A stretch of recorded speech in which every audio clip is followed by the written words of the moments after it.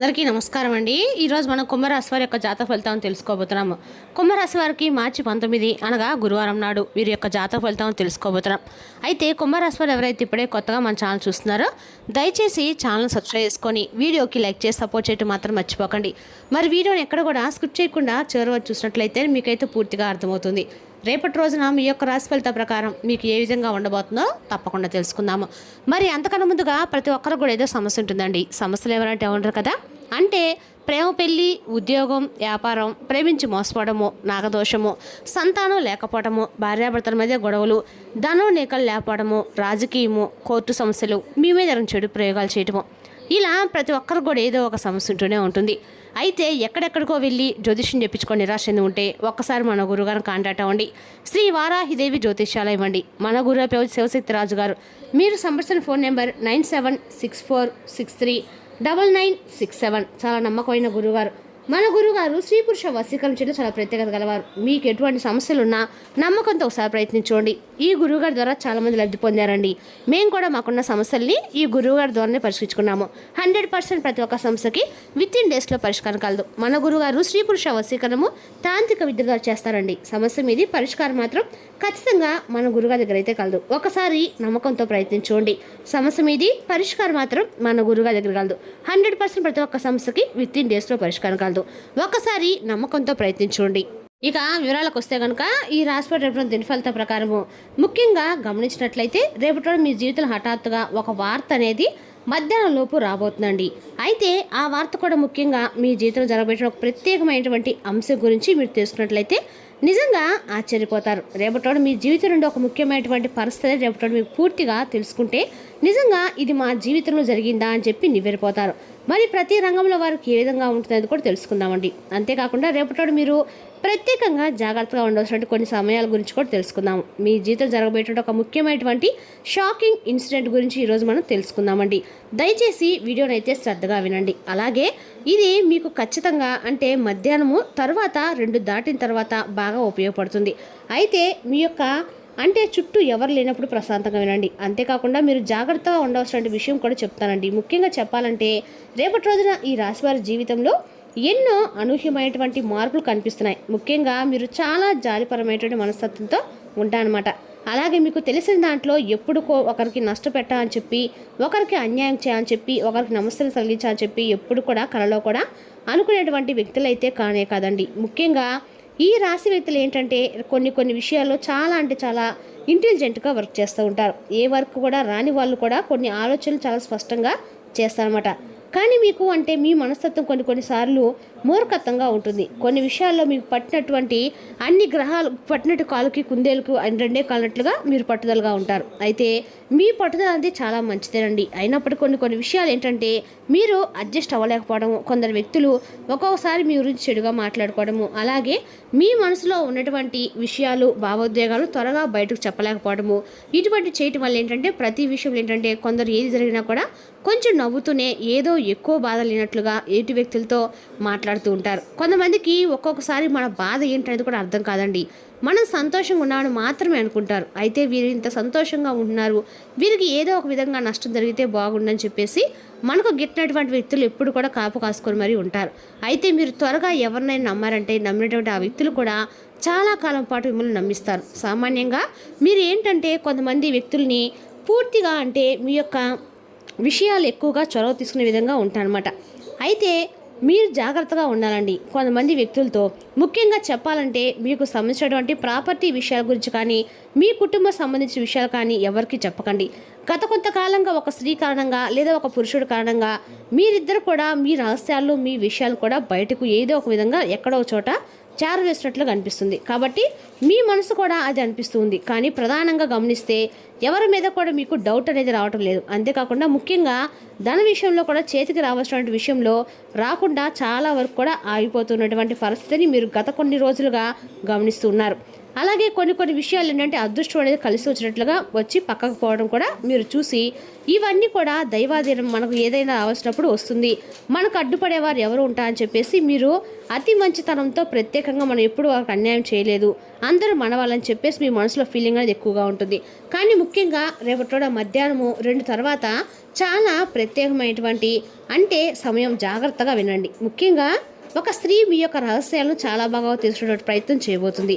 అది కూడా ఆమె ప్రత్యేకంగా ఉంటే, ప్రత్యేకంగా అంటే ఆమె స్త్రీ మీ మీద అంటే ఇదివరకు పరిచయం ఉన్న స్త్రీ అయి ఉండొచ్చు, లేదా ఆల్రెడీ మీకు తనకి ఏమన్నా వివాదం జరుగున్న అయిన స్త్రీ అని కూడా అనొచ్చు. అంటే దైవానికి దగ్గర అయినటువంటి వ్యక్తి కావచ్చు, అంటే మీ యొక్క కుటుంబ సభ్యులు ఎవరో ఒక వ్యక్తి కావచ్చు, మీతో దగ్గరగా ఉండేటువంటి వ్యక్తులతో కావచ్చు. ఇలా చాలా మంచిగా అభిమానంగా మీతో మాట్లాడుతూ ఎప్పుడూ కూడా మీతో మమేకంగా ఉంటూ మీ కుటుంబంతో చాలా దగ్గరగా ఉన్నట్లుగా మాట్లాడుతున్న వ్యక్తి అయి ఉండవచ్చు. కానీ ఆమెను చూసి మీరు ఇలా అనుకుంటారు, ఈమె కూడా మన మంచి కోరే వ్యక్తి అని చెప్పి అనుకుంటారు. ఈమె కూడా మన మనిషి అని చెప్పి మన ఫ్యూచర్లో మనకు చాలా మంచి జరుగుతుందేమని చెప్పి మీరు కొన్ని విషయాల్లో భావిస్తూ ఉంటారు. అలాగే మీ భావన అనేది కూడా చాలా వరకు ఎలా ఉంటుందంటే అండి, ఒక్కసారి ఎవరినైనా అని చెప్పి అనుకుంటే వారి మీద మీకు ఏ చెప్పినటువంటి అనుమానం అనేది కూడా ఎక్కడా కూడా ఉండదు. ఏ విధమైనటువంటి చెడు ఉద్దేశం కానీ కూడా మీరు పెట్టుకోరు. కానీ ప్రత్యేకంగా ఒక స్త్రీ మీ గురించి ప్రత్యేకంగా లేనిపోని కొన్ని విషయాలు మీ మీద ఏదో ఒక విధంగా మిమ్మల్ని కిందకు దించా అని చెప్పి విధంగా చాడీలు చెప్పడము, ఇతరులు ముఖ్యంగా మీరంటే గట్టిన వ్యక్తులకి, మీరంటే సరిగ్గా పడినటువంటి వ్యక్తులకి ప్రత్యేకంగా ఈ స్త్రీ కొన్ని విషయాలు అయితే చేరవేస్తుంది. దానివల్ల ఏం జరుగుతుందంటే ముఖ్యంగా మీరు ఏ పని అనుకున్నా కూడా దాంట్లో నిదానంగా ఉండటము, అలాగే మీరు చేయాలనుకున్నటువంటి పనులు ఇంకా మీకన్నా కూడా కొందరికి ముందుగానే తెలియజేయటం వలన వారు చేయటం ద్వారా తద్వారా మీ మనసుతో ఒక రకమైనటువంటి అభద్రతా భావం అనేది మీకు పూర్తిగా పేరుకుపోతుంది. అయితే ఈ వ్యక్తులు ఎప్పుడు కూడా అంటే ఎప్పుడు బయటపడతారని చెప్పి గత కొంతకాలంగా మీరు కూడా ఎదురు చూస్తూ ఉండొచ్చు. మరి ఆ కాలం అనేది రానే వచ్చిందండి. రేపటి మధ్య 2 గంటల తర్వాత నుండి రాత్రి 11 గంటల లోపు మీరు కొంతమంది వ్యక్తుల యొక్క సంభాషణ విని ఒక్కసారిగా ఆశ్చర్యపోతారు.